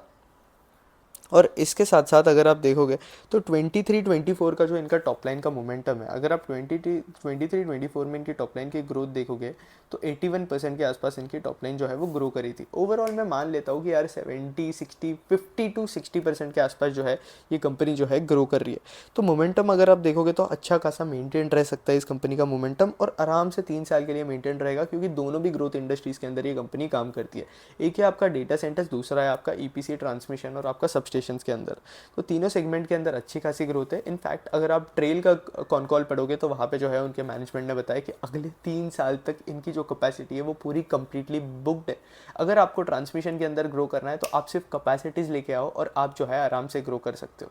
लेकिन अगर आपके पास कैपेसिटी नहीं है तो आप डिमांड कैटर करना फेल कर दोगे। डिमांड की कोई कमी नहीं है, बस आपको कैपेसिटी लेकर आना है। और आप जितना ज़्यादा जल्दी डिलीवरी प्रोवाइड करोगे उतना ज़्यादा जो है आपको ऑर्डर्स मिलते जाएंगे, उतना ज़्यादा जो है आपकी कंपनी के लिए बेटर होगा। तो ये एक सीन चल रहा है अभी करंटली ट्रांसमिशन इंडस्ट्रीज़ के अंदर। इसके साथ साथ स्मार्ट मीटर के अंदर अगर आप देखोगे तो टेक्नो के जो है मार्जिन्स कम है, और इनका जो FGD वाला सेगमेंट है, फ्लोरो वाला सेगमेंट, वहाँ पे जो है करंटली डीसल्फराइजेशन वाला जो भी सेगमेंट था वहाँ पे जो है स्लो डाउन देखने मिला है। और कंपनी के मैनेजमेंट ने गाइडेंस क्या दिया है, ये लोग कुछ 8 to 10,000 करोड़ के आसपास का केपेक्स करने वाले हैं, और इनके एबिटा मार्जिन जो है वो 13 to 15% के आसपास जो है वो स्टेबलाइज हो जाएंगे। अभी करंटली मार्जिन 15% ही है और वो यही लेवल पे मेंटेन रहेंगे। और मैनेजमेंट ने गाइडेंस क्या दिया है पता है, मैनेजमेंट ने 60% रेवेन्यू इंक्रीज़ करने का, सेल्स इंक्रीज़ करने का गाइडेंस दिया हुआ है FY25 के लिए। और अगर आप देखोगे तो इन्होंने EPS का गाइडेंस दिया हुआ है 35 रुपीज़ के आसपास। तो उस हिसाब से अगर मैं कैलकुलेट करूँ तो इस कंपनी को जो है ऑपरेटिंग लेवरेज तो देखने नहीं मिलेगा टेक्नो को। फिर इसके बाद टेक्नो के बाद एक और कंपनी जो कि डेटा सेंटर वाले सेगमेंट के अंदर काम कर रही है वो है ABB इंडिया। अगर मैं ABB इंडिया की बात करूँ तो ये डेटा सेंटर्स के अलावा भी बहुत अलग अलग सेगमेंट्स के अंदर काम करती है। मैक्सिमम अगर आप देखोगे तो इलेक्ट्रिफिकेशंस के थ्रू इनके जो है 41% के आसपास रेवेन्यूज़ आ रहे हैं, जहाँ ये लोग डिजिटल एंड कनेक्टेड इनोवेशंस वगैरह प्रोवाइड करते हैं, लो एंड मीडियम वोल्टेज वगैरह EV इंफ्रास्ट्रक्चर के ऊपर फोकस करते हैं, सोलर इन्वर्टर्स बनाते हैं। मोशन के थ्रू 32% ऑफ रेवेन्यूज़ आ रहे हैं, प्रोसेस ऑटोमेशन के थ्रू बाकी इनके 22% ऑफ रेवेन्यूज़ आ रहे हैं, और रोबोटिक्स से जो है वो 4% ऑफ रेवेन्यूज़ आ रहे हैं। तो ये एक सीन है। बाकी ABB की अगर आप टॉप लाइन ग्रोथ देखोगे तो टॉप लाइन ग्रोथ बहुत ज़्यादा कम है इनकी, मतलब कुछ भी नहीं है यार। 4.5% के आसपास है, इतनी ज़्यादा ग्रोथ देखने नहीं मिल रही है। 5% से Q2 के अंदर इन्होंने इनकी टॉप लाइन ग्रो करी है, और ओवरऑल अगर हम ईयर ऑन ईयर लेवल पे देखें तो 20-21% के आसपास ग्रो कर रही है। और वैल्यूएशन उस हिसाब से देखो तो थोड़ी एक्सपेंसिव लगती है कंपनी, हालांकि कंपनी जो है ऑलरेडी अच्छे खासे स्केल पे पहुंच चुकी है अगर आप मार्केट कैप वाइज देखोगे तो। और अब अगर इस कंपनी को ग्रो करना है तो ऑब्वियसली इनके नंबर्स के अंदर जो है हमें ग्रोथ देखनी पड़ेगी। बाकी प्रॉफिटेबिलिटी ग्रोथ की बात करूँ तो जहाँ इनकी सेल जो है 5% पे ग्रो हो रही है, इन्हें जो है अच्छा खासा ऑपरेटिंग लेवरेज देखने मिल रहा है उस हिसाब से, तो वो एक अच्छी बात है कंपनी के लिए। ईपीएस जो है वो ज़्यादा फास्ट ग्रो होगा, लेकिन एट दी एंड आपको टॉप लाइन जो है वो इतने फास्ट पेस पे ग्रो करनी पड़ेगी। नहीं तो बाकी जो आपके आपसे छोटे प्लेयर्स है जो कि टॉप लाइन जो है वो फास्टर पेस पे ग्रो कर रहे हैं, वो जो है वो ज़्यादा इंटरेस्टिंग प्लेयर्स दिखने बन जाएंगे। अभी करंटली अगर आप देखोगे तो टेक्नो इलेक्ट्रिक जो है खुद के डेटा सेंटर्स बना रहा है, अनंत राज जो है वो बना रहा है, और फिर उसके बाद वो जो है वो रेंट आउट करेगा। और अगर आप एबीबी के केस में देखोगे तो इनके मार्जिन जो है वो एवरेज एवरेज से है, ज़्यादा मार्जिन इनके है नहीं। आई थिंक इनके मार्जिन्स कुछ 18-19 अभी इंक्रीज देखने मिला है मार्जिन्स के अंदर, वो भी डेटा सेंटर वाले सेगमेंट से देखने मिल रहा है, क्योंकि डेटा सेंटर्स के अंदर इनके मार्जिन्स बहुत ज़्यादा होते हैं। इसके साथ साथ अगर आप ग्लोबल मेजर प्लेयर्स देखोगे तो वो भी केपिक्स कर रहे हैं, और इसके वजह से इन्हें जो है अच्छे खासे बड़े बड़े ऑर्डर्स देखने मिल रहे हैं, वो एक पॉजिटिव बात है। फिर इसके साथ साथ ये लोग जो है कॉम्पैक्ट सबस्टेशंस वगैरह भी बनाते हैं, स्मार्ट पावर प्रोडक्ट बनाते हैं, मीडियम वोल्टेज स्विच गियर वगैरह भी बनाते हैं, जहाँ से इन्हें जो है अच्छी खासी डिमांड देखने मिल रही है। और ये लोग जो है अगर आप केपिक्स जो भी कर रही है जो है पीएलआई लेड केपिक्स कर रहे हैं। अगर आप देखोगे तो ये सारी कंपनीज़ को जो है प्रोडक्ट लिंक इंसेंटिव स्कीम की वजह से जो है अच्छा खासा बेनिफिट मिल रहा है। करंटली गवर्नमेंट तो प्रोवाइड कर रही है, लेकिन कब गवर्नमेंट जो है इस स्कीम का जो है बेसिकली बेनिफिट निकाल दे तो वो एक देखने लायक चीज़ रहेगी। इसके साथ साथ बहुत सी ईएमएस कंपनीज भी, आपका डिक्सॉन हो गया, इपैक हो गया, पीजी इलेक्ट्रोप्लास्ट हो गया, या बाकी कंपनीज भी हो गई, वो भी ये सारे सेगमेंट के अंदर जो है वो काम कर रही है पीएलआई स्कीम के through. I mean data centres के अंदर काम नहीं कर रही है, बट पीएलआई स्कीम के जो है वो बेनिफिट्स उठा रही है। तो इसलिए अगर आप देखोगे तो वहाँ पे भी जो है अच्छा खासा सब्सिडीज़ वाला सीन देखने मिल रहा है हमें। बट अब डिक्सॉन के कॉन कॉल के अंदर मैंने पढ़ा था कि जस्ट इन केस गवर्नमेंट जो है वो सब्सिडी का इफेक्ट निकाल देती है, तो भी कंपनी को जो है इतना ज़्यादा वो चीज़ें जो है वो इफेक्ट नहीं करेगी, क्योंकि अभी वो अच्छे खासे स्टेज पर जाकर पहुँच चुके हैं। फिर इसके बाद कंपनी के मैनेजमेंट जो है बहुत ज़्यादा बुलिश कमेंट दे रही है अपने कॉन कॉल के अंदर, जिसमें उन्होंने बताया कि बॉस अभी तो सिर्फ स्टार्टिंग है, और अभी तक अगर आप देखोगे तो इंडिया के अंदर जो है सिर्फ स्टार्टिंग हुई है इंफ्रा की, आपके डेटा सेंटर्स की और आपके ट्रांसमिशन वाले सेगमेंट की। अभी तक बहुत ज़्यादा ग्रोथ अवेलेबल है इधर, ना हम मिड ऑफ द साइकिल में ना हम टॉप ऑफ द साइकिल में, ये सिर्फ बॉटम ऑफ द साइकिल है, और यहाँ से बहुत ज़्यादा ग्रोथ अवेलेबल है। तो ये एक बहुत बुलिश कमेंट लगा। और ये अगर आप देखोगे तो अगर आप आपकी इंडस्ट्री की जो है अच्छी खासी बड़ी कंपनी है जो है कमेंट अपने कॉन कॉल के अंदर बता रही है, तो ऑब्वियसली स्मॉलर प्लेयर जो है बहुत ज़्यादा फास्ट पेस पे ग्रो कर सकते हैं। और सारी कंपनीज अगर आप देखोगे तो किसी भी कॉन कॉल, किसी की भी कॉन कॉल में अगर अगर आप पढ़ोगे आपको आइडिया लग जाएगा कि सारी कंपनी जो है बुलिश है। कोई भी कंपनी ऐसे हम स्लो ग्रो करेंगे, ये ग्रो करेंगे, वो होगा। एफएमसीजी के अंदर जो सिचुएशन चल रहा है वो ये वाले सेगमेंट के अंदर सिचुएशन नहीं चल रहा है। इसलिए डेटा सेंटर्स अगले कुछ सालों के लिए इंटरेस्टिंग अपॉर्चुनिटी रहेगी, जो कि आप ट्रैक कर जो है वो समझ सकते हो। और जब इनके रेवेन्यूज जो है अगर आप देखोगे तो डेटा सेंटर से जो रेवेन्यूज आएंगे वो टॉप लाइन पे जो है अच्छा खासा इन कंपनी के कंट्रीब्यूट करेंगे, और मार्जिन इंप्रूव होना स्टार्ट हो जाएंगे, तब ये अपॉर्चुनिटी पे जो है हम कैपिटलाइज कर सकते हैं। अभी के डेट पे अगर आप देखोगे तो नेसेंट स्टेज पे ही जो है वो चीज़ें चल रही है हर एक कंपनी के अंदर, एक कंपनी की बात नहीं कर रहा हूँ, अनंत राज के अंदर भी नेसेंट सी चल रही है। अब मेन डेटा सेंटर वाला गेम जो है वो FY26 के अंदर प्ले आउट होगा अनंत राज के अंदर, होपफुली FY25 के अंदर भी हो जाए, जहाँ पे इनकी कैपेसिटी आ रही है। तो हमें ट्रैक करना चाहिए कि कहाँ से कितने रेवेन्यूज़ आने वाले हैं, कहाँ से क्या होने वाला है। तो वो एक चीज़ जो है वो जो कि हमें जो है वो डिस्कशन करनी चाहिए। फिर इसके साथ साथ अगर आप देखोगे तो डेटा सेंटर के इलेक्ट्रिफिकेशन के सेगमेंट के अंदर भी जो है ये कंपनी काम करती है। फिर अगली जो कंपनी है अगर आप देखोगे तो वो है सीमेंस। अब सीमेंस भी जो है डेटा सेंटर वाले सेगमेंट के अंदर काम कर रही है, जहाँ अगर आप एनर्जी सेगमेंट से देखोगे तो इनके 40% ऑफ रेवेन्यूज़ आ रहे हैं, स्मार्ट इंफ्रा के अंदर से देखोगे तो इनके 28% ऑफ रेवेन्यूज़ आ रहे हैं, और फिर उसके बाद डिजिटल सेगमेंट से 19% ऑफ रेवेन्यूज़ आ रहे हैं, मोबाइल सेगमेंट से 9% ऑफ रेवेन्यूज़ आ रहे हैं, और फिर उसके बाद अगर आप देखोगे तो पोर्टफोलियो कंपनीज़ के थ्रू 4% ऑफ रेवेन्यूज़ के आसपास जो है कुछ आ रहे हैं। अब सीमेंस मुझे इंटरेस्टिंग कंपनी नहीं लगती, क्योंकि अगर आप सीमेंस के अंदर ग्रोथ देखोगे तो ग्रोथ हमें देखने नहीं मिल रही है। मार्जिन्स अगर आप देखोगे तो मोर और लेस मेंटेन है, मार्जिन्स के अंदर इंप्रूवमेंट हमें देखने नहीं मिला। 12-13% के आसपास कंपनी ग्रो कर रही है, 79 के पीई के आसपास ट्रेड कर रही है, और ऑलरेडी अच्छे खासे मार्केट कैप पे जो है कंपनी जाकर पहुंच चुकी है। तो सीमेंस मुझे इतनी इंटरेस्टिंग कंपनी नहीं लगती है कि जो कि मैं डिस्कशन करूं, बट ये कंपनी जो है अगर आप देखोगे तो ट्रांसफार्मर वाले सेगमेंट के अंदर भी काम कर रही है और डेटा सेंटर वाले सेगमेंट के अंदर भी काम कर रही है। तो आपके जो भी इंटरेस्टिंग सेक्टर्स है वहाँ पे जो है सीमेंस अच्छा खासा काम कर रही है। फिर इसके साथ साथ अगर आप देखोगे तो ये लोग जो है इलेक्ट्रिफिकेशन के अंदर काम कर रहे हैं। अगर आप देखोगे तो डेटा सेंटर्स का जो इलेक्ट्रिफिकेशन होगा वहाँ सीमेंस जो है वो काम करेंगे, और एबीबी का भी उसके अंदर ही है, डेटा सेंटर्स वाले वो वाले पार्ट के अंदर। इलेक्ट्रिफिकेशन वाला जो गेम है ये सीमेंस और एबीबी जैसी कंपनीज खेलेंगे। और इलेक्ट्रिफिकेशन के अंदर ये लोग क्या बना रहे हैं, मीडियम वोल्टेज स्विच केयर वगैरह हो गया, सब स्टेशन हो गया, जो कि ऑब्वियसली डेटा सेंटर्स के अंदर जो होता है वो रिक्वायर्ड होता है। बट डेटा सेंटर्स के अंदर अगर आप देखोगे तो यूजुअली लो वोल्टेज प्रोडक्ट्स जो है वो ज़्यादा नीडेड होते हैं as you compare it with high voltage. Low voltage और मीडियम वोल्टेज प्रोडक्ट्स जो है आपके वो ज़्यादा प्रेफरेबल है। फिर उसके बाद मैं बात करूँ तो सीमेंस जो है ठीक ठाक सी कंपनी है जो कि आप ट्रैक कर सकते हो, इनकी कॉन कॉल वगैरह भी आप पढ़ सकते हो, आपको ज़्यादा आइडिया चाहिए तो। बट मुझे सीमेंस इतनी इंटरेस्टिंग कंपनी नहीं लगी, बट सीमेंस जो है ऑलरेडी वैल्यू चेन के अंदर है, तो मैंने सोचा बहुत डिस्कस कर लेते। अब अगली जो कंपनीज़ है अगर मैं देखूंगा तो वो केबल्स और वायर्स है, क्योंकि केबल्स और वायर्स एक ऐसा स्पेस है जो कि डेटा सेंटर से बहुत ज़्यादा बेनिफिट कर सकता है। क्योंकि अगर आप ऑब्वियसली डेटा सेंटर्स देखोगे तो केबल्स और वायर जो है आपको नीडेड ही है अगर आपको डेटा सेंटर्स वगैरह बनाने, क्योंकि आपको अगर डेटा ट्रांसफ़र करना है तो उसके लिए ऑब्वियसली आपको केबल्स लगेगी। तो केबल्स और वायर्स के अंदर कौन सी कंपनीज़ है, अगर आप केबल्स और वायर्स की कंपनीज़ देखोगे तो सारी कंपनीज़ के अंदर जो है अच्छी खासी ग्रोथ देखने मिल रही है। पॉलीकैब जैसी कंपनीज़ है जो कि इस सेगमेंट के अंदर काम करती है, जो कि इंडस्ट्री की one of the biggest player है केबल्स और वायर सेगमेंट के अंदर। इनके मार्जिन्स इस क्वार्टर के अंदर जो है अगर आप देखोगे तो पॉलीकैब हो गया, केईआई हो गया, आरआर केबल हो गया, सबके मार्जिन्स के अंदर जो है फॉल देखने मिला है। अब ये क्यों हुआ है, क्योंकि अगर आप देखोगे तो पिछले कुछ टाइम से कॉपर के जो प्राइजेस है वो बहुत ज़्यादा इंक्रीज़ हो चुके हैं, जिसके वजह से इतना ज़्यादा जो है हमें चेंजेस देखने मिल रहा है। अगर आप नॉर्मली स्कैनर पे भी जाकर कमोडिटीज़ के सेक्शन में जाकर कॉपर के प्राइजेस ट्रैक करोगे तो आपको जो है आइडिया लग जाएगा कि कितना ज़्यादा इंक्रीज़ देखने मिला है हमें कॉपर के प्राइजेस के अंदर। अगर आप सिंपली कॉपर के प्राइजेस जाओगे तो देखो कॉपर के प्राइजेस जो है सिर्फ 160 के आसपास से जाके आराम से आप देख सकते हो कि 174 के आसपास पहुंच चुके हैं इंडेक्स के हिसाब से। तो बहुत ज़्यादा इंक्रीज़ देखने मिला है। इसलिए अगर आप देखोगे तो इन कंपनीज़ के मार्जिन्स वगैरह होते हैं उसके अंदर भी जो है हमें फॉल देखने मिल रहा है। और इसलिए पॉलीकैब जैसी जो कंपनीज़ है वो बॉटम लाइन के अंदर जो है इफेक्ट नहीं दिखा रही है, केईआई के केस में भी इफेक्ट नहीं दिख रहा है। लेकिन पॉलीकैब के मैनेजमेंट ने गाइडेंस दिया हुआ है कि ये लोग आराम से 30%, ऐसे तो इन्होंने गाइडेंस नहीं दिया हुआ है लेकिन इन्होंने पहले प्रोजेक्ट लीप स्टार्ट करा था, जहाँ पे पॉलीकैब के मैनेजमेंट ने बोला था कि हम लोग जो है 20,000 करोड़ का टॉप लाइन अचीव करेंगे बाई दी FY26। लेकिन ये ऑलरेडी ये गाइडेंस जो है जो कि इन्होंने ऑलरेडी दिया हुआ है वो ये लोग ऑलरेडी 1.5 साल पहले ही अचीव कर लेंगे। तो ये एक इंटरेस्टिंग बात हो जाएगा।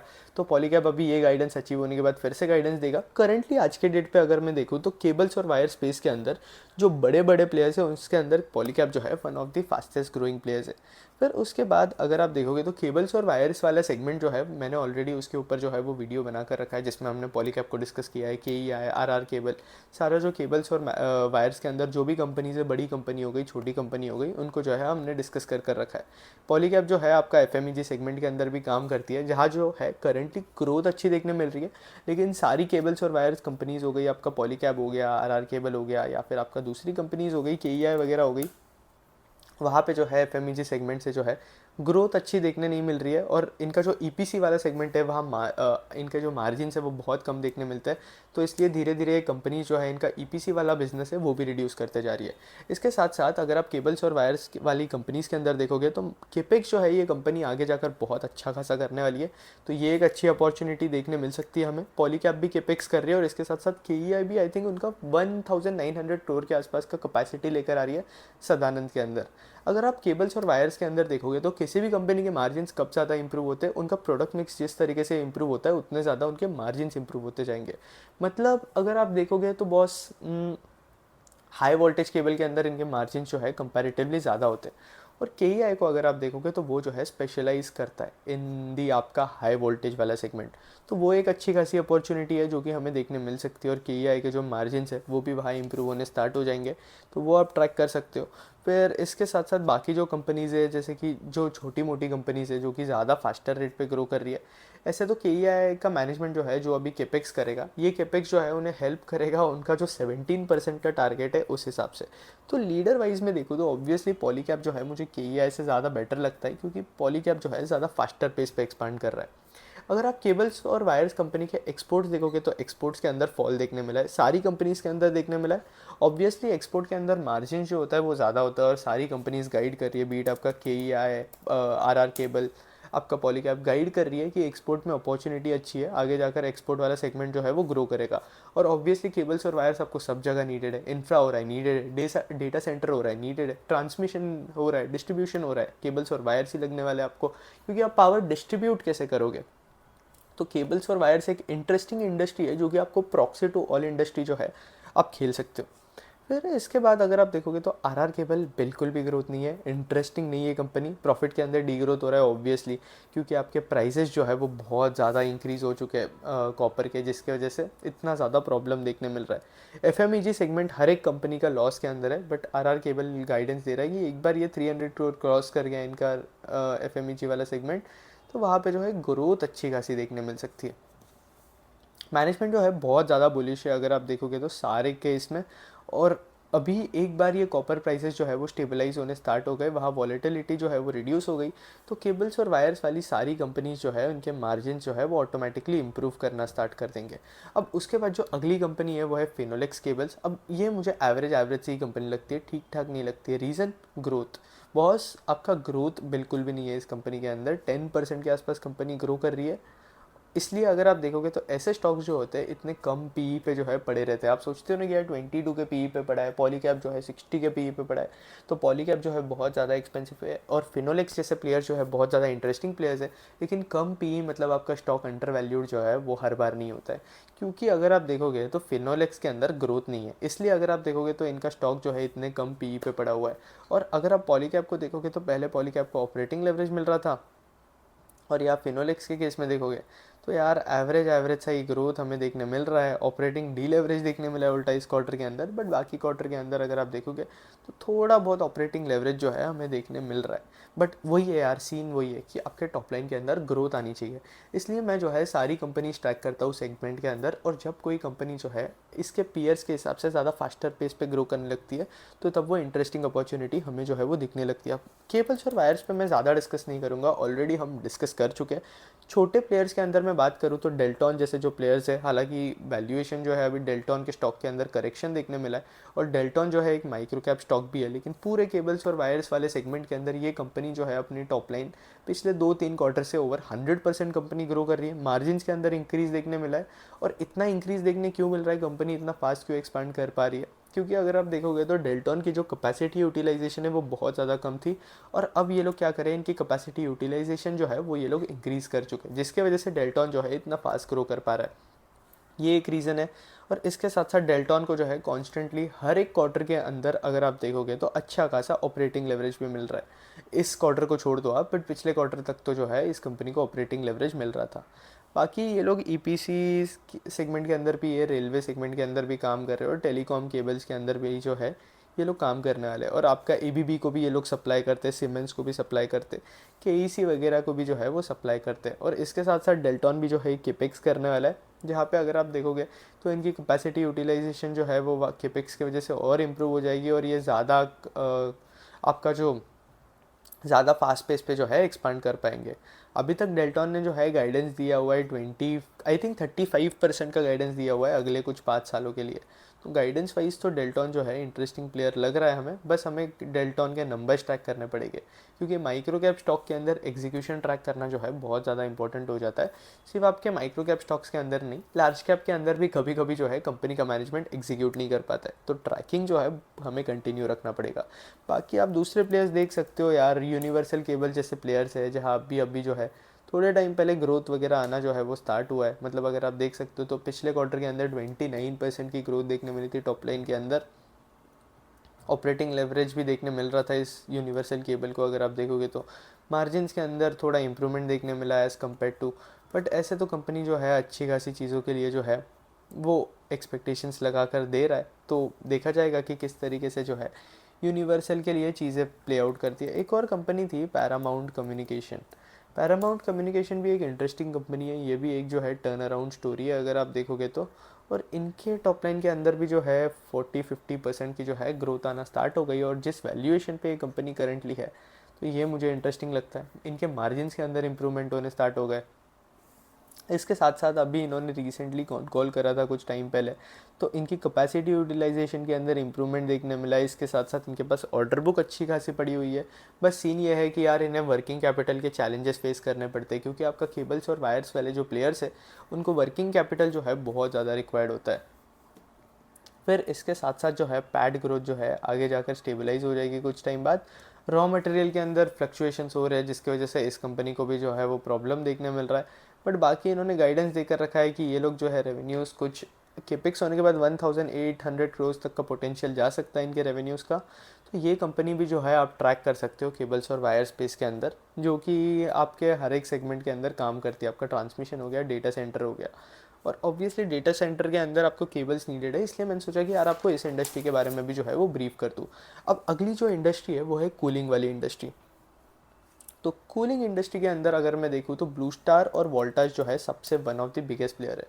ब्लू स्टार को अगर आप देखोगे तो इनके टॉप लाइन के अंदर अच्छी खासी ग्रोथ देखने मिल रही है। इंडिया के अंदर अगर आप वाइट लेबल गुड्स का पेनिट्रेशन देखोगे, मतलब एसीज की तरह अगर आप देखोगे एसीज की तरफ, तो बहुत ज़्यादा कम पेनिट्रेशन है आज के डेट पे भी इंडिया के अंदर। और Q1 के अंदर अगर आप देखोगे तो ब्लू स्टार के अंदर जो है सबसे ज़्यादा बेस्ट ग्रोथ देखने मिली थी।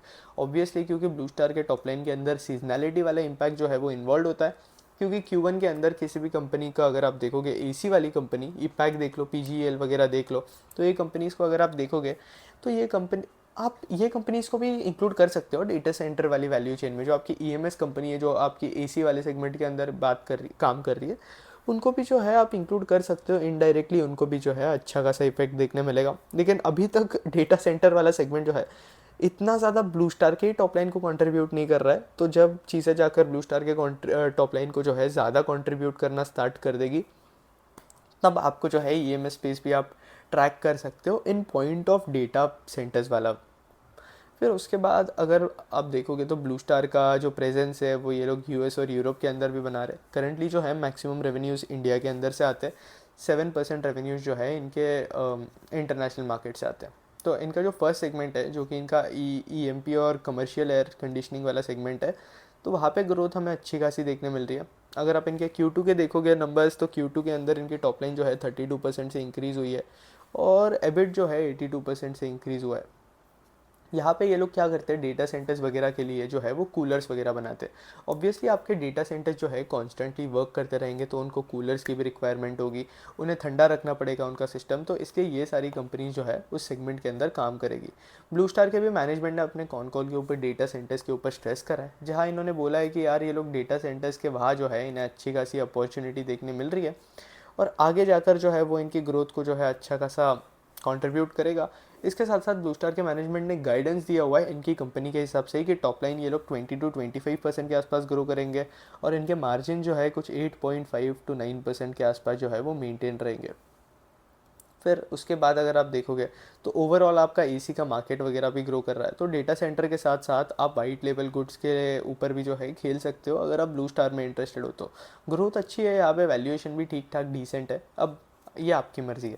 फिर इसके साथ साथ एक और प्लेयर है वोल्टास। अब वोल्टास की जो ग्रोथ है वो एवरेज सी है, इतनी ज़्यादा नहीं है। अभी पिछले 2 क्वार्टर के अंदर अच्छी ग्रोथ आई, क्योंकि अगर आप देखोगे तो वोल्टास के अंदर क्या हुआ, Q1 के अंदर अगर आप देखोगे तो सारी कंपनी जो कि एसी वाले सेगमेंट के अंदर काम करती है वहाँ पे ग्रोथ अच्छी खासी देखने मिल रही है। लेकिन ब्लू स्टार और वोल्टास को अगर मैं कंपेयर करूँ तो ऑब्वियसली ब्लू स्टार जो है मुझे बेटर प्लेयर लगता है, क्योंकि ब्लू स्टार के मार्जिन भी कंपैरेटिवली ज़्यादा है, और इसका अगर आप देखोगे तो ग्रोथ भी जो है ब्लू स्टार के अंदर हमें फास्टर देखने मिलती है।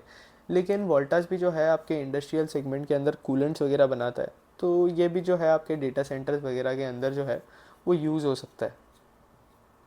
फिर उसके बाद ये जो हो गया, ये हमने कूलेंट्स के बारे में बात कर लिया। आई थिंक एक और इंडस्ट्री है, जो एक और कंपनी है जो कि लिक्विड कूलेंट्स बनाती है, वो आप उसका नाम जाकर सर्च कर लो यार। आई थिंक अपार इंडस्ट्रीज थी क्या, जो कि लिक्विड कूलेंट बना रही है। मुझे याद नहीं आ रहा है इन कंपनी का नाम, एग्जैक्ट नाम याद नहीं आ रहा है। होपफुली मैं उसको दूसरे वीडियो के अंदर सेपरेटली कवर कर दूँ, क्योंकि वो कंपनी भी बड़ी इंटरेस्टिंग लग रही थी मुझे। और फिर उसके बाद अगर मैं दूसरी कंपनीज देखूँ तो बाकी अगर आप क्लाउड सर्विसेज के अंदर देखोगे तो ऑब्वियसली अगर आप देखोगे तो डेटा सेंटर्स के अंदर क्लाउड सर्विसेज के ऊपर अच्छा खासा फोकस कर रही है ये कंपनीज सारी। तो वहाँ पे E2E जैसी नेटवर्क्स है जहाँ वैल्यूएशन थोड़ी ज़्यादा हो चुकी है, और E2E जो है हम ऑलरेडी मैं एक वीडियो कवर कर चुका हूँ AI और क्लाउड सर्विसेज वाली कंपनीज़ के ऊपर, तो वो आप वीडियो जाकर देख लो, क्योंकि एक वीडियो के अंदर बार बार चीज़ें रिपीट करना इंटरेस्टिंग नहीं है। बट E2E के अंदर अच्छी खासी ग्रोथ हमें देखने मिल रही है, लेकिन वैल्यूएशंस प्लीज़ प्लीज़ प्लीज़, मजाक कर रहे हो? 245 का P, is it a joke? तो वैल्यूएशन बहुत ज़्यादा है। और E2E को जो है अच्छा खासा कॉन्ट्रैक्ट मिल सकता है, क्योंकि जो गवर्नमेंट केपेक्स करने वाली है आपके GPU के अंदर, E2E जो है बेसिकली आपके GPU वाले बिजनेस के अंदर ही है। तो जो गवर्नमेंट केपेक्स कर रही है आई थिंक कुछ 10,000 करोड़ का केपेक्स है, और वहाँ पे E2E was the one of the bidders. इसके साथ साथ L&T ने भी जो है E2E के साथ पार्टनरशिप कर रखी है, E2E के अंदर अच्छा खासा स्टेक एक्वायर करा है। तो E2E के अंदर अपॉर्चुनिटी आगे जाकर अच्छी हो सकती है। मल्टीपल्स थोड़े एलिवेटेड है, लेकिन ये लोग क्लाउड सर्विसेज के अंदर, डेटा सेंटर्स के अंदर, और आपका जो ये वाला सेगमेंट है AI वाला सेगमेंट, तो वहाँ पे जो है ये लोग अच्छा खासा ग्रो कर रहे हैं। और अगर इन्हें वो बिडिंग टेंडर मिल जाता है उनका जो 20,000 करोड़ वाला जो इन्होंने जहाँ बिड करा है, वो बड़ा इंटरेस्टिंग अपॉर्चुनिटी देखने मिलेगा हमें। और इसी तरीके से E2E जैसी एक और कंपनीज है ओरायन टेक, जिसने बिडिंग करी थी उस टेंडर के अंदर भी। टॉप लाइन ग्रोथ अगर आप देखोगे तो 50% से इन्होंने अपनी टॉप लाइन ग्रो करी है। गाइडेंस इन्होंने 30 to 35% के आसपास का दिया है। ये कंपनी अगर आप देखोगे तो हाँ काम करती है डेटा सेंटर और क्लाउड वाले सेगमेंट के अंदर भी, बट इनके मार्जिन्स अगर आप देखोगे तो मार्जिन्स इतने ज़्यादा इंटरेस्टिंग नहीं है। बेसिकली ये आपके डेटा सेंटर सॉल्यूशन प्रोवाइड करते हैं, मतलब आपकी क्लाउड सर्विसेज हो गया या बाकी सर्विसेज हो गई डेटा सेंटर्स के लिए, तो वो सारी सर्विसेज जो है ये ओरायन प्रोवाइड करता है। तो ये भी एक इंटरेस्टिंग प्लेयर है जो कि आप ट्रैक कर सकते हो। तो ये सारे कुछ इंटरेस्टिंग प्लेयर्स थे आपके डेटा सेंटर वाले वैल्यू चेन के अंदर, जो कि मुझे लगा कि बहुत डिस्कस करना जो है बहुत ज़्यादा नेसेसरी है, इसलिए मैंने सब कुछ ही डिस्कस कर लिया। फिर इसके साथ साथ बाकी थोड़ी बहुत चीज़ें बनती है, जैसे कि जनरेटर वाली कंपनीज आप ट्रैक कर सकते हो। आई थिंक किर्लोस्कर भी, कैपिटल गुड्स वाली जो कंपनीज है जैसे कि किर्लोस्कर ब्रदर्स वगैरह, जो कि जनरेटर्स वगैरह बनाती है, आपकी बाकी चीज़ें बनाती है। I don't think Kirloskar brother is in आपका डेटा सेंटर वाले जनरेटर, मुझे याद नहीं आ रहा है। बट कैपिटल गुड्स वाली कंपनीज आप ट्रैक कर सकते हो। मैं लाऊंगा एक और वीडियो लाऊंगा इस सेगमेंट के ऊपर भी, डेटा सेंटर के ऊपर भी। ऐसे तो बेसिक बेसिक हमने 90% चीज़ें इस सेक्टर की कवर कर दी है डेटा सेंटर वाले। बट एक चीज़ है यार कि आपका जो कैपिटल गुड्स वाला है, जो कंपनी जनरेटर बना रही है, कोई कंपनी जो है वो UPS वगैरह बना रही है, कुछ बना रही है, तो वो कंपनीज़ को भी जो है हम कवर करेंगे कैपिटल गुड्स वाले वीडियो के अंदर। तो होपफुली आपको ये डेटा सेंटर वाला वीडियो जो है पसंद आया होगा। वीडियो अच्छा लगा तो लाइक कर देना, कंटेंट अच्छा लगा तो सब्सक्राइब कर देना। और बॉस ये वीडियो बनाने के लिए जो है बहुत ज़्यादा मेहनत लगती है, तो अगर आपको मेहनत अप्रिशिएबल है तो ये वीडियो को जो है मैक्सिमम लोगों से शेयर करना। डेटा सेंटर की वैल्यूएशन से रिलेटेड मोर और लेस जो भी कंपनी थी हम समझ चुके हैं। मैंने इस वीडियो के अंदर थोड़ी एक्स्ट्रा कंपनीज भी कंपेयर कर दी, क्योंकि ओवरऑल अगर आप देखोगे तो हम केबल्स और वायर्स की बात कर रहे थे, दूसरा डेटा सेंटर्स वगैरह की बात कर रहे थे, ट्रांसमिशन वगैरह की भी थोड़ी बहुत बात कर रहे थे हम। तो इसलिए मैंने सोचा कि यार थोड़ा अगर बात कर ही रहे तो थोड़ा कवर कर देता उसको, तो इसलिए मैंने वो भी इस वीडियो के अंदर जो है चीज़ें कवर की। तो ओवरऑल अगर आप देखोगे तो ऑल इन वन हमने जो इमर्जिंग सेक्टर्स भी है उनके बारे में भी इस वीडियो के अंदर बात कर लिया, जिसकी ट्रांसमिशन वगैरह हो गया। तो वो अगर आप वीडियो ध्यान से सुन रहोगे तो होपफुली आपको जो है चीज़ें यहाँ तक अच्छी लगी होगी। होपफुली आपको ये वीडियो अच्छा लगा तो लाइक कर देना। That's it, thank you for watching.